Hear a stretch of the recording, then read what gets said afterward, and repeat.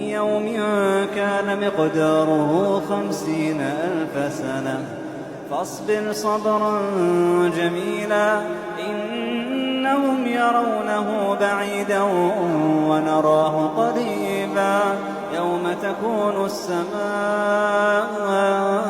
كالمهل وتكون الجبال كالعهن ولا يسأل حميم حميما يبصرونهم يود المجرم لو يفتدي من عذاب يومئذ